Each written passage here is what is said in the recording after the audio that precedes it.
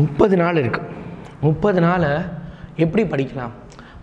ஒரு நாளில் வந்து தமிழ் ஃபுல்லாக படிச்சிடும், ஒரு நாள் கெமிஸ்ட்ரி ஃபுல்லாக படிச்சிடும், ஒரு நாள் ஃபிசிக்ஸு, மேக்ஸு, இந்த மாதிரி நம்ம ஒரு 2 நாளைக்கு அல்லது ஒரு நாளைக்கு ஒரு சப்ஜெக்ட்டுன்னு படித்தோன்னா 30 நாளில் நம்ம கண்டிப்பாக அசென்டம் எடுத்துடலாம் அப்படின்னு நினைக்கிறேன்.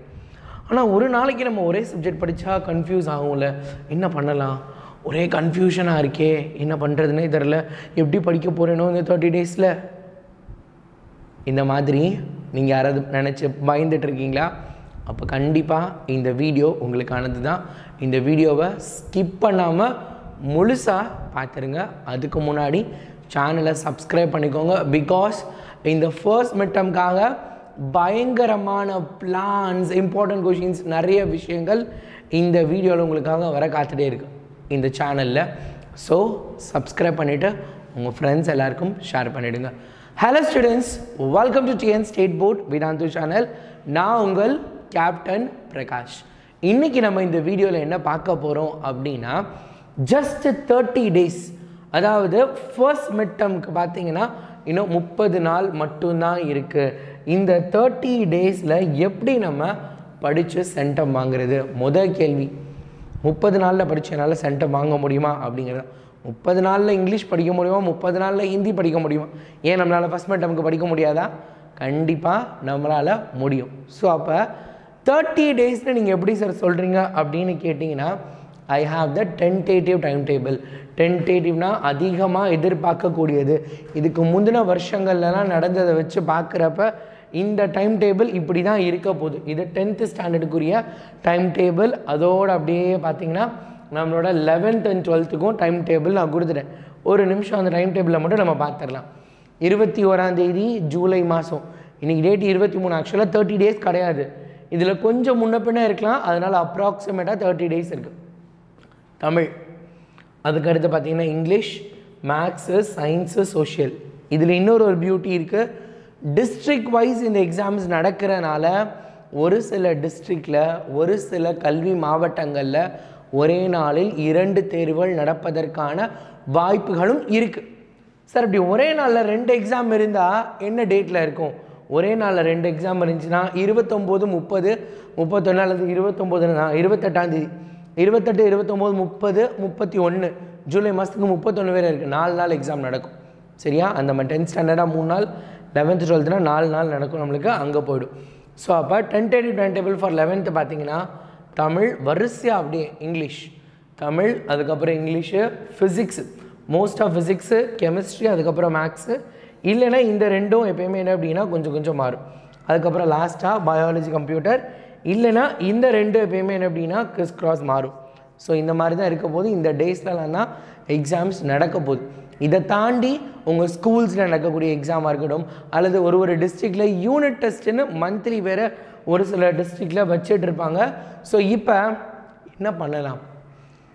ஃபர்ஸ்ட் ஆஃப் ஆல், இந்த மிட்டம் டெஸ்ட் எழுதணும் அப்படின்னா அதுக்கு முன்னாடி அதில் வரக்கூடிய போர்ஷனை பற்றின ஒரு ஐடியா இருக்கணும்.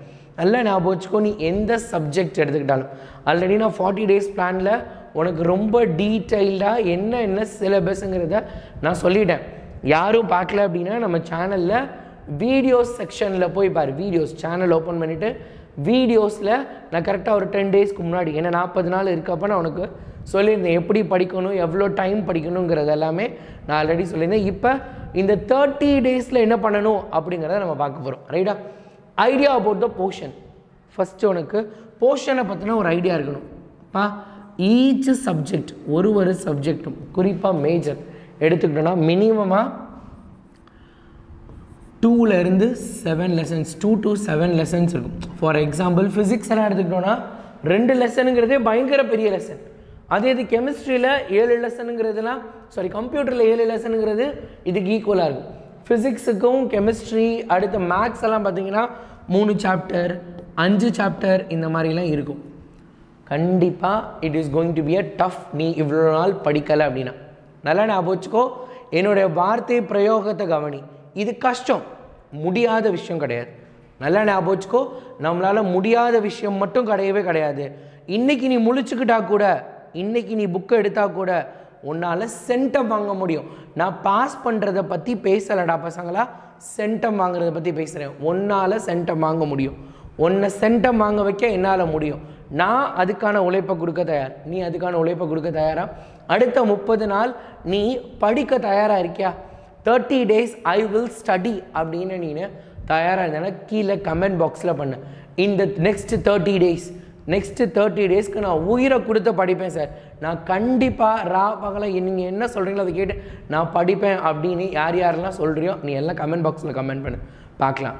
Definitely I will do it sir, நான் பண்ணுவேன். நெக்ஸ்ட்டு 30 days நான் கண்டிப்பாக படிப்பேன்னு கீழே கமெண்ட் பாக்ஸில் கமெண்ட் பண்ணி நான் பார்க்குறேன் யார் யாருக்கெல்லாம் அந்த வெறி இருக்குது அப்படின்னு, சென்டம் வாங்கணும் அப்படின்னு. ஸோ போர்ஷன் என்னன்னு தெரிஞ்சுக்கணும். அந்த போர்ஷனை பார்த்து விஷயம் நீ பயப்படாது, அதில் ஒரு பெரிய விஷயமே கிடையாது, ரொம்ப ஈஸி, ரொம்ப சிம்பிள். நான் சொல்லித்தரேன் அந்த போர்ஷன் எப்படி பிரேக்கப் பண்ணணும் அப்படின்னு, எப்படி நம்ம பிரேக்கப் பண்ணணும் அப்படின்னு, ரைட்டா? எப்படி ஜாயின் ஆகிறதுன்னு இல்லை, பிரேக்கப் பண்ணுறதை பற்றி நான் சொல்லித்தரேன், ரைட்டா? ரைட், சரியா? Super. Impact of important question, right? இந்த டைமில் இந்த 30 days, அதுக்கப்புறம் 20 days, அதுக்கப்புறம் 10 days, அதுக்கப்புறம் அந்த லாஸ்ட்டு ஒரு 5 days அல்லது லாஸ்ட் மினிட், லாஸ்ட்டு 5 days இருக்கப்போ இந்த மாதிரியான விஷயங்கள் எல்லாம் இருக்குது, ரைட்டா? இந்த மாதிரி நிறைய விஷயங்கள் இருக்குது. அதில் இந்த இம்பார்ட்டன்ட் கொஷினோட இம்பேக்ட் என்ன அப்படின்னு பார்த்தேன்னா, நல்லா ஞாபகம் வச்சுக்கோ, உன் மனசில் நல்லா ஏற்றிக்கோ. நீ சென்டம் வாங்க பிறந்திருக்க, உன்னால் கண்டிப்பாக சென்டம் வாங்க முடியும்னு நான் நம்புகிறேன். அதே நம்பிக்கை உன் மேலே உனக்கு இருக்கணும். எனக்கு உன் மேலே இருக்க நம்பிக்கையை விட உன் மேலே உனக்கு அதிகமான நம்பிக்கை இருக்கணும். ஸோ நீ உன்னை நம்ப போகிற. இம்பார்ட்டன்ட் கொஷின் கண்டிப்பாக நாங்கள் கொடுப்போம், கொடுக்குற வரைக்கும் நீ வெயிட் பண்ணணும். அது வரைக்கும் எதுவுமே படிக்காமல் இருக்கக்கூடாது. அது வரைக்கும் நீ என்ன பண்ணுறனா புக் பேக், புக் இன், இது எல்லாத்தையும் நீ படிக்கிற. இம்பார்ட்டன்ட் கொஷின் எப்போ படிக்கணும் அப்படின்னா 20 daysக்கு அப்புறம் தான் நீ படிக்கணும். 20 daysக்கு அப்புறம் மினிமமாக சொல்லணும்னா லாஸ்ட்டு 10 days, லாஸ்ட்டு 10 days அப்படின்னா ஜூலை 10ஆம் தேதிக்கு அப்புறத்துலேருந்து நம்ம இம்பார்ட்டன்ட் கொஷின்ஸ் படிக்கலாம். அது வரைக்கும் முழுவதுமாக இருக்கக்கூடிய பாடங்களை படிக்கணும். நீ இப்போயே இம்பார்ட்டன்ட் கொஷின்குள்ளே குதிச்சுட்ட அப்படின்னா உன்னோட சென்டம் கனவு கலைஞ்சிடும். நல்லா ஞாபகம் வச்சுக்கோ, நம்மளோட எய்ம் சென்டம். எண்ணுவதெல்லாம் உயர்வுள்ளல். எப்பயுமே நீ யோசிக்கிறத பெருசாக யோசி அப்படிங்கிறது தான் நம்மளோட எய்ம். மேக்ஸிமம்க்கு தான் இருக்கணும். 100 தான் மேக்ஸிமம், 100 மார்க்ஸ். அது கன்வெர்ட் பண்ணுறாங்க, என்ன வேணால் பண்ணுறாங்க. சொல்கிறது சென்டம், ஃபுல் மார்க் வாங்கணும். அதனால் இப்போதைக்கு இம்பார்ட்டன்ட் கொஷினுக்கு ஒரு பிரேக் விடு. நாங்களும் கொஞ்சம் கொஞ்சமாக கொடுக்க ஆரம்பிச்சிட்டோம். கொஷின் பேப்பர்ஸ் இப்போ பார்த்துட்டு இருக்கோம். அதுக்கப்புறம் நம்ம இம்பார்ட்டன்ட் கொஷின்ஸ் எல்லாம் பார்ப்போம். அதனால் கொஞ்சம் கவனமாக இரு.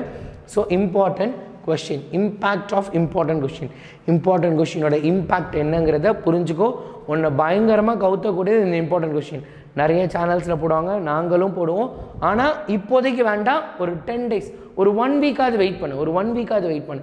இந்த ஒரு 1 weekல நம்மளால் எவ்வளோ படிக்க முடியுமோ அவ்வளோ விஷயத்தை படிச்சுட்டு அதுக்கப்புறம் நம்ம அதை பண்ணலாம். அடுத்த டெய்லி ஷெட்யூல் நான் லாஸ்ட் கிளாஸில் சொல்லியிருந்தேன். அதை விட இப்போ நான் வேறு ஒரு ஷெட்யூல் மாற்றிருக்கேன். ஸோ நீ அதையாவது பண்ணணும். ஏன்னா அப்போ 40 நாள் இருந்துச்சு, இப்போ நம்மக்கிட்ட ஜஸ்ட் 30 days. பசங்களா, daily you have to study. Daily 3 subjects மினிமமாக நீ படிச்சிருக்கணும், ரைட்டா? மினிமமாக, மேக்ஸிமம் 4 subjects. நானும் ஒன்று மாதிரி இருந்து வந்திருக்கேன். நானும் டெய்லி பசங்களுக்கு சொல்லித்தரேன். என்கிட்டயும் நேரில் படிக்கிறாங்க.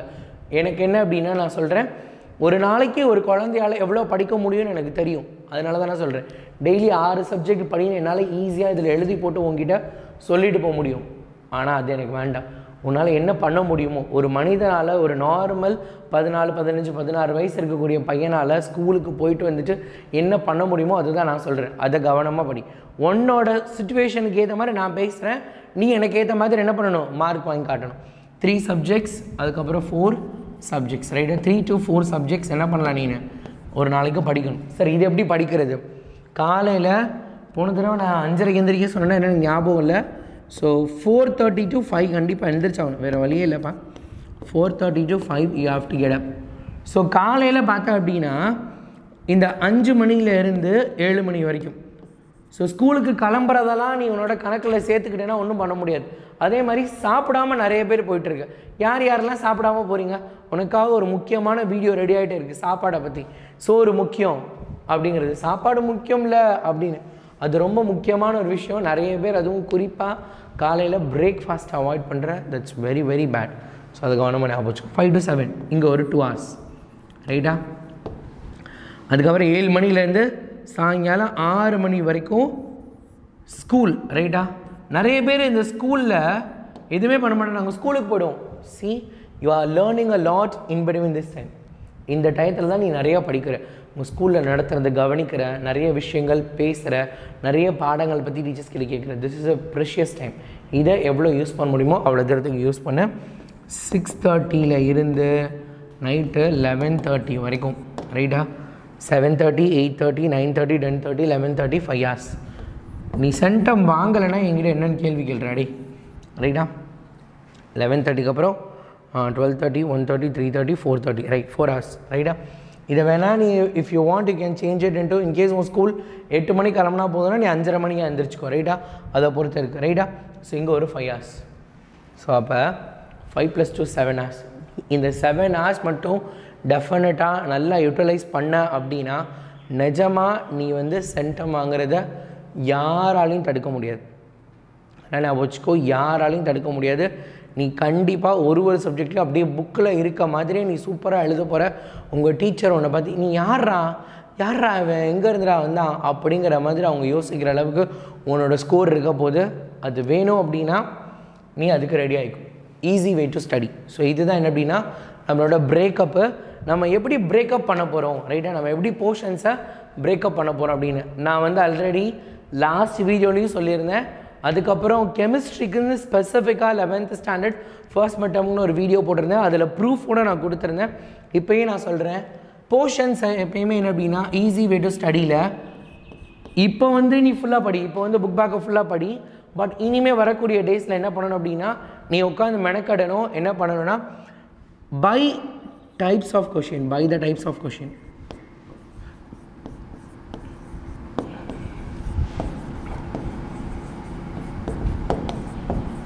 ஆனால் நீ இதை ஒழுங்காக படிக்கலை, இதில் ஏதாவது ஒரு கொஷினை விட்டேன்னா நீ கண்டிப்பாக ஒன்றை விட பயங்கரமாக மாட்ட போகிறாள் வேறு யாருமே கிடையாது. By the types of question. இந்த மாதிரி டைப் ஆஃப் கொஷின்ஸோட டைப்ஸை வச்சு புக் பேக் ஃபுல்லாக கம்ப்ளீட் பண்ணிவிட்டு அதுக்கப்புறம் புக் பேக் ஒரு லெசனுக்காக நீ படிக்கிற. ரைட்டா? ஃபார் எக்ஸாம்பிள் உனக்கு வந்து 6 சாப்டர் இருக்குது. கெமிஸ்ட்ரி எடுத்துக்கலாம். நம்ம கெமிஸ்ட்ரி எடுத்துக்கிட்டோம் அப்படின்னா 11th ஸ்டாண்டர்ட் கெமிஸ்ட்ரி, 10th ஸ்டாண்டர்டும் பார்ப்பேன். ஜென்ரலாக நான் சொல்கிறேன், உனக்கு வந்து சயின்ஸில் நிறைய போர்ஷன்ஸ் இருக்குல்ல, 1, 2, 6, 7, அதுக்கப்புறம் 11, 5 சாப்டர் இருக்குது. நீ ஒருவேளை 1, 6, 7 படிச்சுட்ட ஃபுல்லாக கம்ப்ளீட்டாக. பட் 2 and 11 நீ படிக்கலை. 2 and 11லேருந்து கொஷின்ஸ் வந்தால் உன்னால் எழுத முடியாது. ஸோ நீ என்ன பண்ணணும், எல்லாத்துலேயுமே புக் பேக் படிச்சுட்டு உனக்கு கஷ்டமாக இருக்குன்ற சாப்டர்ஸில் நீ இந்த வாட் டைப், ஹவு, அப்போ எப்பயுமே கொஷின் பேப்பரில் பார்த்தீங்கன்னா ஒரு டிஃபைன் இருக்கும். அதுக்கப்புறம் ஒரு லா கேட்டிருப்பாங்க, அதுக்கப்புறம் ஒரு ப்ரூஃப் கேட்டிருப்பாங்க, ப்ரூஃப் தேட் அப்படின்னு. அதுக்கப்புறம் ஹவு, அதுக்கப்புறம் எக்ஸ்பிளைன். இந்த மாதிரி எல்லா கொஷினும் இருக்கும். நம்ம ஆல்ரெடி கொஷின் பேப்பர் அனாலிசிஸ் பண்ணோம். நிறைய பேர் பார்த்துருந்தேன்னா அந்த வீடியோவை எடுத்து கூட கீழே கமெண்ட் பாக்ஸில் ஷேர் பண்ணு. ஸோ தேட் அடுத்து வரவங்களுக்கு யூஸ்ஃபுல்லாக இருக்கும். நானும் என்ன பண்ணுறேன் அப்படின்னா அதை கமெண்ட் பாக்ஸில் பின் பண்ண சொல்கிறேன். So that you will get it easier. அப்போ என்ன பண்ண, உனக்கு இதெல்லாமே நீ இப்படி பண்ணுறப்ப உனக்கு ஈஸியாக இருக்கும். ஸோ அதனால் எதையுமே நீ மிஸ் பண்ண போகிறதில்ல. டிஃப்ரென்ஸ் கொஷின், இந்த மாதிரியான விஷயம். ஸோ இது எதையுமே மிஸ் பண்ணிடாத. ரொம்ப ரொம்ப ரொம்ப முக்கியமாக யூஸ்ஃபுல்லாக இருக்கக்கூடிய விஷயங்கள். கவனமாக இருந்துக்கோ, கவனமாக படி. 30 days அப்படிங்கிறத நம்ம எப்படி பிரிக்க போகிறோன்னா 3ஆக பிரிக்க போகிறோம். இந்த 15 நாள் என்ன அப்படின்னா ஃபுல் நியூ டே. நல்லா கவனிச்சுக்கோ. உங்கள் ஸ்கூலில் இப்போ தான் 1 பாடம் 2 பாடம் முடிச்சிருப்பாங்க. ஒரு சிலர் ஆதி காலத்துலேயே ஆரம்பிச்சிருப்பாங்க. அந்த ஸ்கூலை விட்டுரு. இப்போ ஆரம்பித்த ஸ்கூல்ஸ்லாம் பார்த்திங்க அப்படின்னா கரெக்டாக June 2 ஆரம்பித்தவங்களாம் 1 lesson 2 lesson 3 lesson தான் முடிச்சிருப்பாங்க. ஆனால் இதுக்கு அடுத்து வரக்கூடிய நாட்கள் ஜூலை மாதம்லாம் பார்த்தா அப்படின்னா மிட்டம் டெஸ்ட் டைம் டேபிள் வந்த மாதிரி தான் இருக்கும். நிறைய லெசன் போர்ஷன் முடிக்காமல் இருக்காங்களே அப்படிங்கிற மாதிரி தோணும். ஆனால் நீ அதை யோசித்து முடிக்கிறதுக்குள்ள எல்லா சாப்டரும் முடிஞ்சிடும். இனிமேல் நீ ரொம்ப கவனமாக இருக்கணும். Here after your school will be very fast. ஜூலைக்கு அப்புறம் ஆகஸ்ட் மட்டும்தான். செப்டம்பர் பாதியிலே உனக்கு குவார்டர்லி எக்ஸாம் வர ஆரம்பிச்சிடும். இதை விட அதிகமான போர்ஷன் உனக்கு. நீ ஃபர்ஸ்ட் மிட்டம் நல்லா படிக்கலை அப்படின்னா குவார்டர்லியில் மாட்டிக்குவ. சரியா? அதனால் ஃபர்ஸ்ட் மிட்டம் நல்லா படிச்சிடேன். ஸோ இப்போ ஃபுல்லாக என்ன அப்படின்னா ஃபுல் சாப்டர்ஸ்,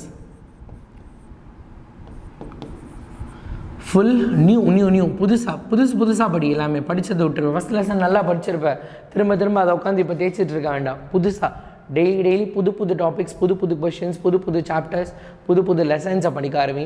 அதுக்கப்புறம் என்ன அப்படின்னா இந்த 5 டேஸில் நீ ரொம்ப புதுசாக படித்த அல்லது ஓல்டு ஸ்டூடெண்ட்டை ரீகால் பண்ண போகிற ரிவைஸ். இந்த 10 days is a complete revision, ரைட்டா? we will do marathons, நம்ம கொஷின் ஆன்சர் மேரத்தான்ஸ், குவிஸு, அந்த மாதிரி நிறைய விஷயங்கள் நாங்கள் உனக்கு ரீகால் பண்ணுறதுக்காக போட்டுகிட்டே இருப்போம். நீ அதெல்லாமே பார்க்கலாம், ரைட்டா? ஸோ அதனால் இதெல்லாம் கவனி. ஃபுல் நியூ சிலபஸ், அதுக்கப்புறம் ரிவைஸ், அதுக்கப்புறம் கம்ப்ளீட் பண்ண போகிறேன், சரியா? இது எல்லாத்தையும் கவனமாக ஞாபகம் வச்சுக்கோ. வேறு டிஸ்ட்ரிக்ட்டுக்கு வேறு டேட்டில் எக்ஸாம் இருக்கும். ஸோ மேரத்தானில் காமன் மேரத்தான் போட முடியாது. முன்னாடியே நாங்கள் இம்பார்ட்டன்ட் கொஷின்ஸ் எல்லாம் உனக்கு அப்லோட் பண்ணிடுவோம். ஸோ அது எல்லாத்தையும் பார்த்து ரெடி ஆகிக்கும், okay? If you can't then who can? உங்களால் முடியாட்டி யாரால் முடியும்? நம்மளால் முடியும்னு ரொம்ப ஸ்ட்ராங்காக நீ நம்பணும். அப்போ தான் நம்மளால் ஜெயிக்க முடியும். Ta-ta, bye, see you.